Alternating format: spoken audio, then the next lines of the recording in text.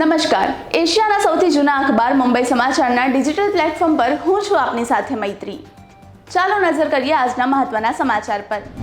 વડાપ્રધાન નરેન્દ્ર મોદીએ ભારતીય હવામાન વિભાગના 150મા સ્થાપના દિવસ નિમિત્તે વિઝન 2047ના દસ્તાવેજને બહાર પાડ્યો।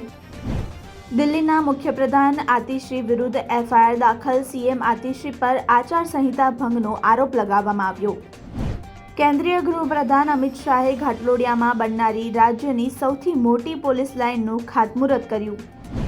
મકર સંક્રાંતિના શુભ અવસર પર મોરારજી દેસાઈ રાષ્ટ્રીય યોગ સંસ્થા ખાતે સામૂહિક સૂર્ય નમસ્કાર પ્રદર્શનનું આયોજન કરાયું।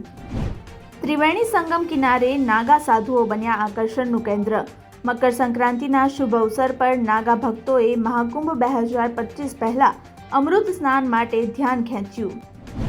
અમદાવાદીઓએ વહેલી સવારથી જ જલેબી માટે લગાવી લાંબી લાઈન। દર વર્ષે ઉત્તરાયણમાં અમદાવાદીઓ કરોડોના ફાફડા ખરીદી લે છે। ભારતે થર્ડ જનરેશન NAGMK-2 મિસાઇલનું પરીક્ષણ સફળતાપૂર્વક પૂર્ણ કર્યું। યાત્રાધામ બેટ દ્વારકામાં આજે પણ મેગા ડિમોલેશન યથાવત। સતત ચોથા દિવસે બેટ દ્વારકામાં બાલાપુરમાં વધુ મકાનો પર બુલડોઝર ફર્યું। પંચમહાલના હાલોલમાં પતંગ દોરીએ લીધો 5 વર્ષના માસૂમનો જીવ। પિતા બાઇક પર બેસાડીને ફુગ્ગા લેવા માટે જઈ રહ્યા હતા, તે દરમિયાન ગળાના ભાગે પતંગ દોરી વાગવાની ઘટના બની। વિસનગરમાં કેબિનેટ મંત્રી ઋષિકેશ પટેલે યુવા ભાજપ મોરચાના યુવાઓ સાથે પતંગ ચગાવી। મંત્રી ઋષિકેશ પટેલે ગુજરાતવાસીઓને મકર સંક્રાંતિના પર્વની હાર્દિક શુભેચ્છાઓ પાઠવી।